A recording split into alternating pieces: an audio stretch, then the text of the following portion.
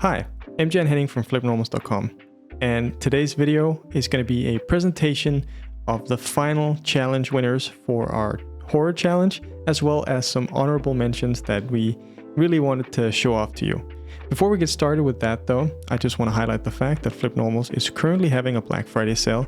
Our own exclusives are 50% off, and more than 30,000 products are currently on sale during this Black Friday week. So if you've been eyeing anything on the marketplace, make sure to pop over there real quick and pick it up. This was a challenge that we created that ran for a little over a month. We extended it by a couple of days because of a technical hiccup, and we have gotten a lot of really cool submissions. Way more submissions than I actually thought was going to be here, and it's really cool to see, especially like the quality, the creativity of some of these or some of these entries. It's really surprised me. So first off, we have our third place. This is by E7T. It's a really cool entry with this unborn kind of childlike thing that still has the umbilical cord connected to his, what I assume is the mother. We all three really love this piece. It definitely captures that horror vibe. It's very unique, and I think it's very creative. It's very well executed. Yeah, it's a lovely piece. It's really cool because it's based on an original concept, and that's something we definitely took into account when we were judging this whole challenge.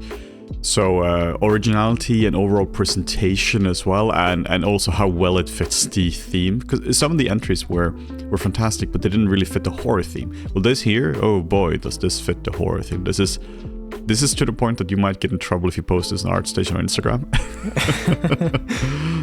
But I really think this one really nailed it. It's super creepy with this whole eye look and umbilical cord still attached. I think the scariest is the eyes for me, like almost the spiraling or the concentric circles. Yeah. It's just very upsetting to look at. So yeah, I mean, very fantastic entry. Great job to the artist here. Next up, we have our second place by Rafa, and this one, captured all of us here. Like it's actually funny. We all sort of said the same thing, that this piece really made us feel something. It's very theatrical. It's very sort of, I think, in line with the theme, very old school in a way, sort of very old Dracula style, but with a modern touch. And the subject thing here is really well done. I think that's absolute key when you're doing anything for your portfolio or for art challenge or anything like that, where you have to impress. In our case, you have to impress the judges, or sometimes you have to impress recruiters and stuff like that. It's not always just about like purely how technically well executed, how well it is done. This one is well executed, of course, but it really boils down to a lot of times, does it spark any kind of emotion? And this one here really does. It particularly like the close-ups of the face as well. It just there's just a lot of emotion in the eyes. It's almost like this like regretful look, or this one here. I'm not even sure, like hungry, almost regretful. I'm not even sure how you would categorize this, but just a lot of emotion in this. It does look a little bit sad, almost like he killed her, but he's sad about it still. This one as well. It's just, this one is really immaculate. The only thing for us, or the thing for us that sort of detracted from all of this, was the missing details on the actual vampire. The fidelity of the woman, like it's all there, like with the hair, all the little fuzz, the dress, the skin. Everything is so well executed. And we just felt like the vampire felt behind a little bit, and ultimately that's sort of what detracted the most for it from us. But love the piece. Really job. Well done. And now for our winner, this one here by M. Jordan, The Broken Toy. There was we were all in agreement. This was the one all of us picked, and it just captures the theme perfectly, and amazing detail level, amazing sort of presentation. It's really, the presentation is simple but very effective, and I think that's where we saw a lot of people go wrong as well, that they actually had really strong pieces when it came to the presentation. That's where actually a lot of them fell short. So I like this fairly simple presentation. It almost feels like it could be out of like a cinematic or something. Like I feel like, you know, like I'm watching like a Dark Souls cinematic or something, and this guy shows up. He's the boss for a level. Just a crazy amount of creativity here with everything he's kind of consumed, or whatever it is, everything that sort of comes out of his body. We all looked at this and pretty instantly we're like, yeah, I think we have a winner here. Yeah, I think this was a pretty clear winner where it does make you feel something. It's a different feeling than the vampire, in the sense that this is more like gory and just scary. The other one is more like sentimental, but this is just such an overkill piece in terms of detailing, texturing, and presentation, and just overall like how crazy it is. I mean, this is like completely asymmetrical as well, which is nuts. Yeah, and to achieve this, you know, in the month that they had to create this, I'm really impressed with this piece overall.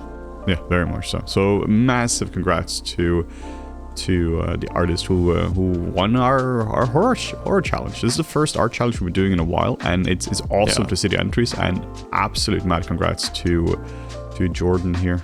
Now, real quick, we just, you know, wanted to shed a little more light on the 3 winning entries. So we wanted to quickly go through their thread and just look at what they had submitted more than just their final entry. The cool thing about the Unborn one, I think, is based on this original concept that they did, and I think they stuck to it. They nailed the mood of what they were trying to create.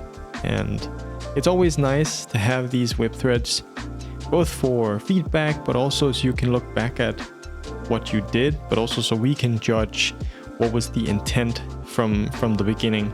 Seeing stuff like this, for example, where you're experimenting and figuring out what does the character actually need to do in order to get into this position.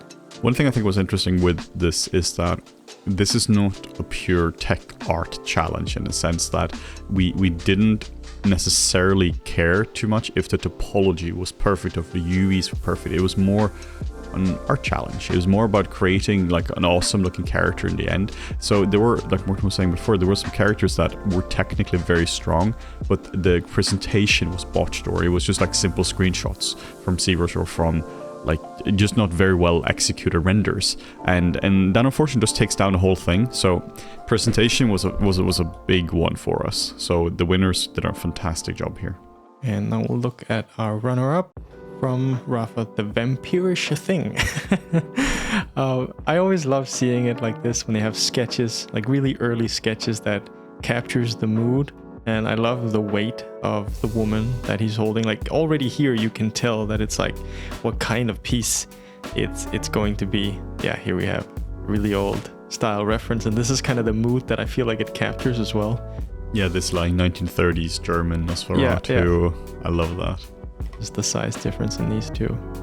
And that's the, like, man, I would have loved to, you know, it's just like we're talking about a couple hours, I think, of detailing, of just a little bit of rework on the vampire to really take it to the next level. It might be intentional, the softness that could be, you know, I think there's often in folklore, there's talk of vampires with super smooth skin. They're like silky smooth. So it might be very intentional, I don't know, but at least for me, I feel like that's where sort of that was detracted from it a little bit.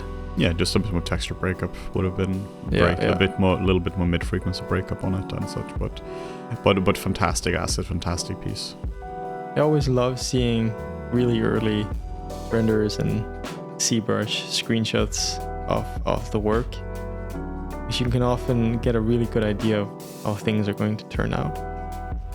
All right, on to our winner, the broken toy. We noticed this pretty early on as well, and it looked very ambitious. We actually talked about it here and was unsure if this piece would actually be finished. So I'm very happy to see that being done, also because it's so asymmetrical. I mean, it's fully asymmetrical. So this whole thing is it's a marvel just to look at. Yeah, I'm curious how asymmetrical it is at the end, because it starts off very asymmetrical and very symmetrical, and then it looks like the symmetry is broken. But it looks like it's done in a clever way, that some of the pieces are done. They're attached onto it and integrated into it, but not necessarily in topology.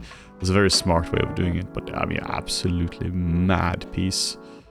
Just details like this, you know, with the arm coming out of here and keeping the eye open. There's really a lot of attention to detail opening up this wound with a tiny toy. I guess that is the broken toy. A simple toy as well, like how, like there's a lot of beautiful contrast in it, because a lot of times the contrast is the same, or like the detail level is the same across, but here there's more of a relaxing focal point in a very busy piece.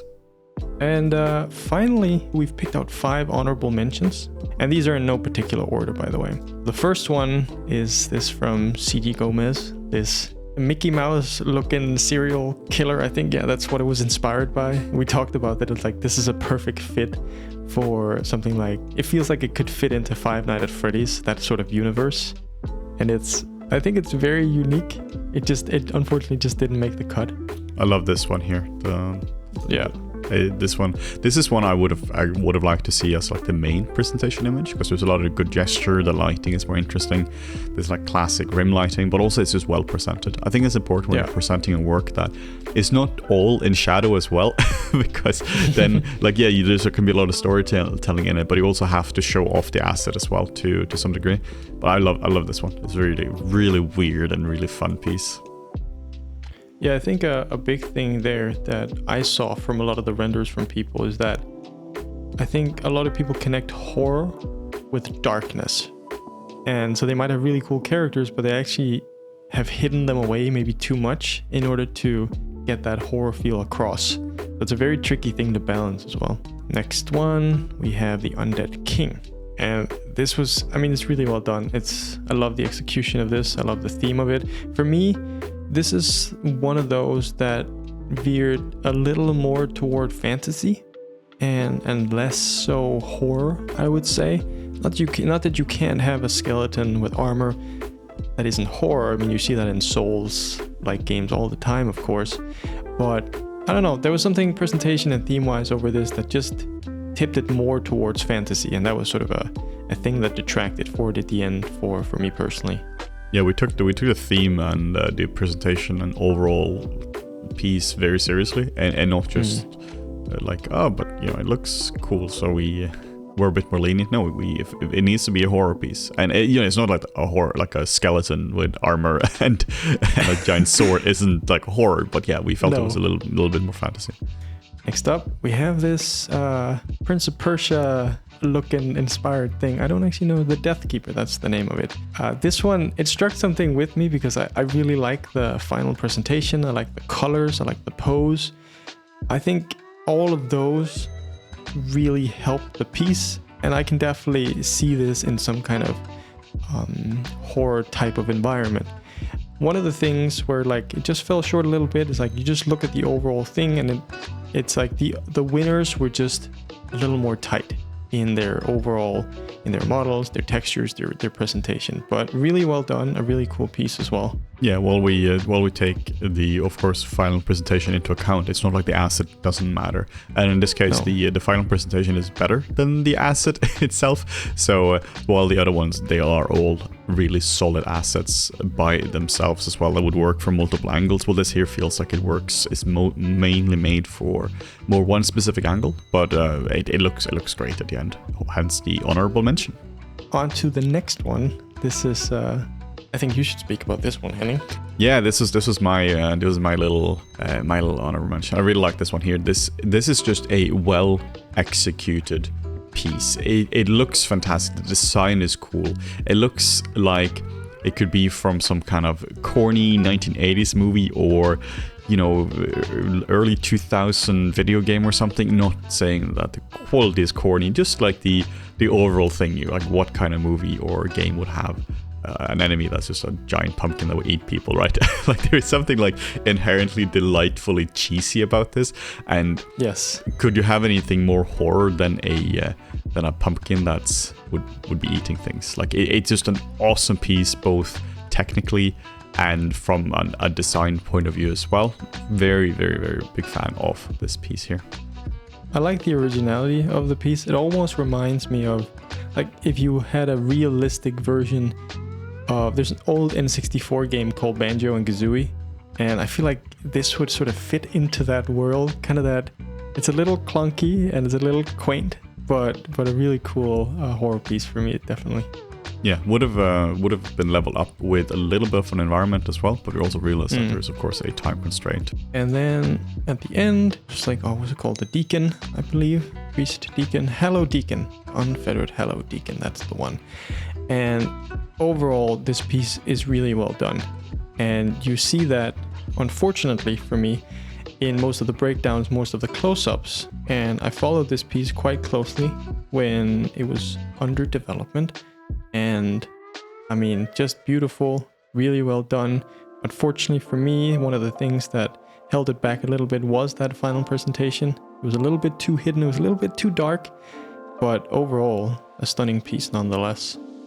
Yeah, looks great. Looks like the dead king from Lord of the Rings, Return of the King. Can't remember the name, but the one who lives on a mountain. Oh, right. The king under the mountain, or the king of the mountain? Is It could in be. the mountain? I don't know. Maybe something like that. That one. I'm not sure. That was the winning entries and the honorable mentions. You know, we want to thank everyone for entering. I think we had something like 60 or 70 final entries. That was a lot. It took a while to go through them all. And the winner gets $1,000. I believe it was 500 and 250 for second and third place. That'll be coming your way. We'll be contacting you through any means we can, through the forum, through email, and get that sent out to you as soon as possible. So thank you all for entering, and definitely keep an eye out for future challenges. We are not done with these. There are more of them to come in the future.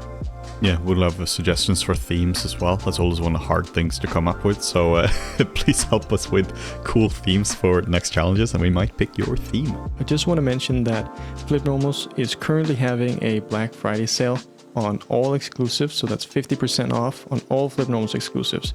There's also more than 30,000 products off during this Black Friday week sale.